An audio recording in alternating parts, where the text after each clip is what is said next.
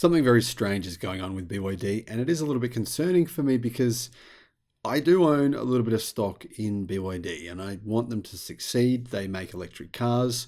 Their CEO is a phenomenal leader, was brought up as an orphan by his sister. Really, really cool story. And really, BYD, they're one of those companies where they are just all in on renewable energy, battery manufacturing. Second biggest battery manufacturer in the world. Affordable batteries. Tesla use their batteries, really good batteries, good product. They have a new car, well, not a new car, but newish, been out for about a year. The BYD Atto 3. It's selling really well in some countries, Thailand, Australia, Israel, obviously China. But in Europe, no one wants a bar of it. I mean, no one wants it. People bought them for a single month in good numbers. After that, they said, no, thank you very much. Germany, Norway, Sweden, the Netherlands, Belgium, France, the United Kingdom, Ireland, pretty much everyone in all of Europe's just said to Chinese cars in general, if they think they're Chinese, we don't want to buy them. So what is going on with BYD in Europe? Why are people saying no? Well, I believe there is a very good reason for this. And I think if BYD doesn't change its strategy, then it will fail in Europe, which is a big problem. It's a big problem because BYD has all of its eggs pretty much in one basket. Yeah, it's great for BYD to sell cars in Israel and Australia and Thailand, to sell lots there. Even New Zealand is doing well as well. Very, very small markets, minuscule when you put them all together. BYD needs to succeed in Europe because it can't do anything in the US. It's very, very hard for BYD to ship cars to the United States. That's why it's not doing it.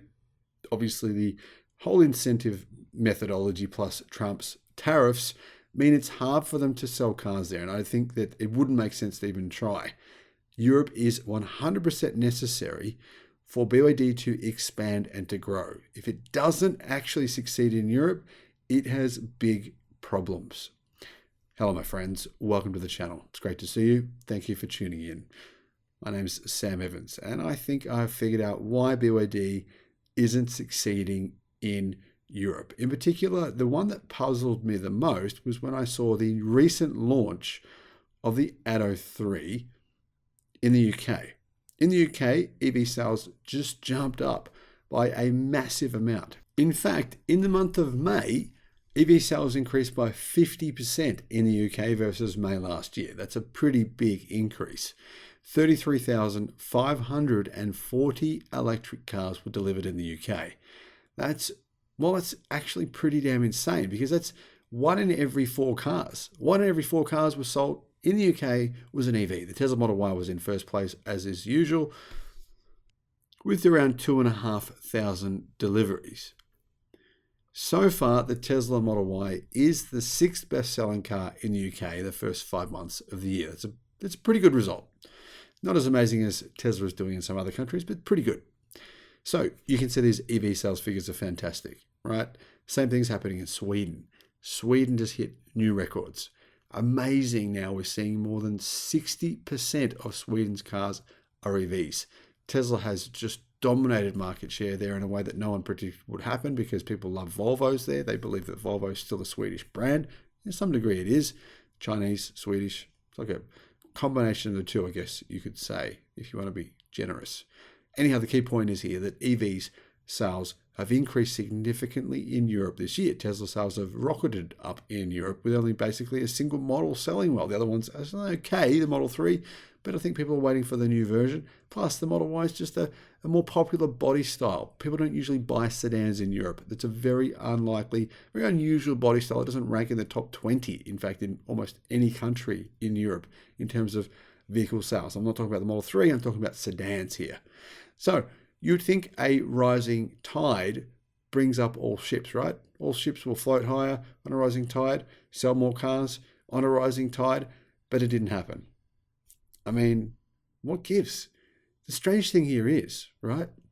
If you look at BYD, it's not a new car brand in Europe. It's not like they just came out yesterday.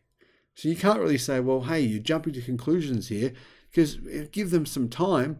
They've been selling cars in Europe since, well, what, a year and a half now. It's been a long time. They're selling several models too. It's not like they only have one model. In fact, BYD have been selling the Han electric sedan, the Atto 3, the Tang, and the ETP3 now. So that's 4 different models, twice as many as Tesla, for, well over 6 months. I don't think people realize this, but BYD has been selling the Atto 3 now in countries like Netherlands, Austria, Sweden, Norway, and Denmark for 8 months. That's a long time. And the key is here, it's very hard for BYD. It's hard for companies to sell small numbers of right-hand drive vehicles. So it was quite an achievement for them to actually make the Atto 3 in right-hand drive. For what countries? Well, obviously, it's for Australia, for New Zealand, for the UK, Japan, and Thailand. Obviously, Atto 3 is crushing the car market in Thailand, doing incredibly well, just blowing minds, right? But there's a key reason why it's doing so well in Thailand. We'll get to that in a second. It's doing very well in Australia too. There's a key reason why it's doing very well in Australia.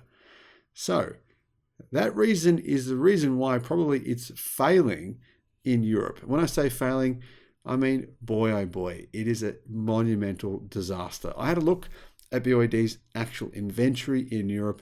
I can't tell exactly. I'm kind of using some anecdotal evidence here, but the truth is right now, if you want to go buy a BYD Atto 3 in many countries, you can. They're just sitting in showrooms. People have told me on Facebook there's stock there, people from Europe. They've also said that, well, there's some issues going on here. They've outlined why BYD is failing in their opinion. I agree with them.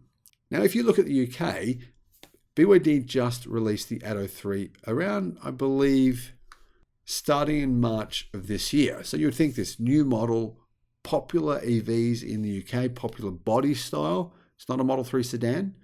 It's a small to medium-sized crossover. This is the fastest growing segment in the world for vehicles. You'd think this would just smash the market in the UK. No. You can get any color you want right now. You just jump online, you can order whatever color you want. Order it, you'll get it tomorrow. I don't know if you will get it tomorrow, but they've got stock. I've seen it. I've had a look on the website. I can actually link to it if you'd like to. Basically, what I'm telling you is it's just a commercial failure in the UK. It's shocking to me. Here are the sales numbers. 34 in the first month, right? 34. So you think, well, they're just going to ramp up from there. Well, they haven't. 29 in the second month. 21 in the third month. It's the same story in most European countries. The only European country where EV sales from BYD are doing moderately sort of okay, that's probably being a bit too kind to be honest, is the Netherlands. And here's the Netherlands sales from the last 7 months for the Atto 3.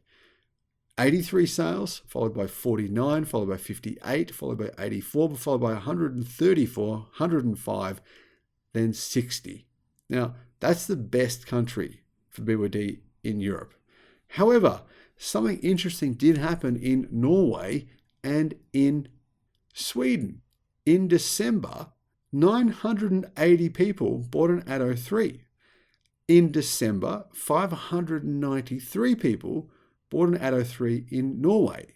So yeah, nearly 1,000 sales of the Atto 3 in Sweden, nearly 600 of the Atto 3 in Norway. Since then, well, it's shocking how bad it's been since then. Sweden since then, 9, then 110, then 50, then 60. Norway went down to 8 in January, 54 the following month, 28 the following month, 18 the following month, and it's 21 the month after that. It's basically nothing. It's so close to nothing. It's like, it is nothing, basically. So, as you can see, December, there was a lot of good sales. Unfortunately, word of mouth didn't carry and people didn't buy it. Now, speaking of word of mouth, I think the UK car market for the demand for the Atto 3 has been significantly affected by CarWow. Probably more subscribers for their channel than, I don't know, EV. Almost every car channel there is. They do drag testing and people love it. And obviously Matt Watson's quite charismatic, you got to say, right? They bagged it out. They reviewed it. They said it was average. Gave it 6 out of 10. They gave the MG4 8 out of 10. And, well, as you can see, sales have been abysmal. So Europeans either hate this car or they hate China, or is there something more to this story? I think there's something more to this story. I had a look at the pricing for the BYD vehicles across Europe. all 4 models. They're all priced a little bit more than you'd expect. In fact, they're pretty much on parity with alternative vehicles from other companies such as Tesla. In fact, the Atto 3 costs about what a Tesla Model Y costs, but it's a lot smaller than a Model Y, and it has significantly less positive user experience. Now, Atto 3 is not bad, not a bad car. Don't get me wrong, I've owned one. There's nothing wrong with it. I would recommend it. But to be fair, it is Chinese, and the infotainment system, it is a bit Chinesey. It's not a key strong point for BYD. Definitely not. Even the CEO says that himself. That's why they're just trying to go on a hiring spree to improve their ADAS systems, which got the ADAS side of things got a relatively much lower score than the rest of its areas in the European NCAP safety tests. So that's their key issue they need to work on. But still, the key point is here, it's much smaller than a Tesla Model Y. And clearly, it's bizarre that BYD would price it at the same price as a Model Y, because everywhere else in the world, the Model Y is more expensive. For example, in Australia, the Model Y costs around $68,000 in its cheapest version. That's Australian dollars. However, the BYD in its cheapest version, or at least the BYD in its equivalent version in terms of range to the Model Y, it costs around $53,000. So there's a $15,000 difference. It's a pretty big difference. So to price at the same price as a Tesla, BYD is pretty much an unknown brand for most people in Europe. It doesn't seem to make sense. So clearly pricing is a problem. And numerous people have actually contacted me to tell me that they're shocked by BYD's pricing strategy across all of Europe. Even in the UK, it's not really all that affordable. The BYD Atto 3 costs around £38,000 in the UK, which is a few £1,000s less than a Model Y. Not a lot. I think it's about £4,000 less, but it's still a relatively pricey car, and it's still priced at a significantly higher level than it is in other countries such as Thailand. Thailand, the Atto 3 is cheaper than Australia. It's way cheaper than Europe, and sales of the Atto 3 have been rocketing. Do you think many people in Thailand knew about what a BYD Atto 3 was before it came? I don't think so. EVs haven't really taken hold here in Thailand until recently, in the last few months, when Tesla, BYD, and NIO have begun to sell lots of EVs in Thailand. Lots of them. They're taking significant market share very quickly. I believe EVs hit around 20% market share over the last 2 months in Thailand, which is insane because they were at about 1% last year. 1 to 20, that's ridiculous. However, BYD's strategy in Thailand is clearly very different to its strategy in Europe. So why are BYD focusing on having this strategy in Europe? Why are they going this way? Well, you might think, well, it's much more expensive for BYD to sell their cars in Europe.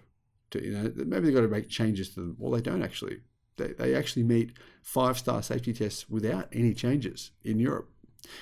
However, you'd think to yourself, well, maybe there's something else going on. Well, the reality is here, it's much more expensive for BYD to sell its Atto 3 in the countries where it's doing well. Thailand, Australia, even Israel, New Zealand. These countries are right-hand drive. So BYD has to go to the enormous cost. It is an enormous cost, and it's the key reason why Tesla are not selling the Model S and the Model X outside of North America and Europe. They're not selling it in right-hand drive markets because it costs a lot of money to convert these cars from left-hand drive to right-hand drive, or to build them in right-hand drive. So all the cars made in BYD's factories are built already in left-hand drive, which is perfect for Europe because every country in Europe is left-hand drive except for the United Kingdom and Ireland, meaning it's perfect for BYD to target. They don't really have Trump tariffs either. There's pretty much no tariffs. And what tariffs there are in some countries in Europe, they're very, very low. It should be ideal for BYD, but pricing their cars at a high level and a bit of bad feedback from some journalists has basically doomed BYD. I believe if they continue this way till the end of the year, it's going to be a monumental failure for BYD. They need to quickly strategize and pivot here. Even if they only break even, right? Even if they only break even, I believe BYD are trying to make too much money in profit on their cars in Europe. I understand why they're doing that. They don't make really any profit in China. It's very, very minimal, very small amount of profit. So they want to maximize their profits in China. It's not going to work. They're a new car brand in Europe. Now, there are Chinese EV brands, well, one in particular, but actually technically three, that are doing very well in Europe. But the reason they're doing well in Europe is because they're perceived as not being Chinese. The three brands are Polestar, Volvo, and MG. Now, a lot of people in Europe and a lot of people in the UK believe that MG is a British car brand. Yeah, I mean, that's fine if they want to keep thinking that, but it wasn't. It's not a British car brand. It was bought out years ago by SAIC. SAIC make the MG4, which is a very good electric car in China. And yeah, a lot of it's received really good reviews, and that's one of the reasons it sells. It also sells well along with other MG cars, some of which are crap, some of which are decent, some of which are just okay. It sells, all those cars sell relatively well, in particular in the UK and even in Europe as well, because it's not known by most people that it's a Chinese brand. That, I believe, is one of the reasons. But the other reason is price. It's priced affordably. The combination of those two factors, in my opinion, has led to its success. Now, the reason I believe that is because there is no other Chinese car brands that have done anything in Europe at all. They've all shipped cars to Europe. They've all spent a lot of money shipping cars to Europe and setting up their dealerships, setting up everything, their structure, everything they've got to do to get set up in Europe. And none of them are succeeding at all. Not even having single months where they go, wow, we had a great month. And then, oh no, we had a bad month. There's nothing like that. It's just nothing. It's just basically dead. I mean, look at this. Chinese car brand registrations in Germany in the month of May that just happened. MG, 1,780. Pretty good. Polestar, 629. Lynk & Co. plug-in hybrid, 237. It's perceived that that's a part of the Geely Volvo Polestar group, which it is. Great Wall Motors, 135. BYD, 54. NIO, 44. Lotus, 37. Maxus, 6. Aways, 1. And that's it. I mean, we all thought these Chinese electric car brands were going to go and smash Europe, but they won't if they continue with this strategy of pricing their cars at a premium level when most consumers don't even know anything about them. But let me know your thoughts in the comments. Do you agree with me? Do you disagree? Is my reasoning here along with your thinking? Let me know what you think, and thank you for watching. Bye-bye.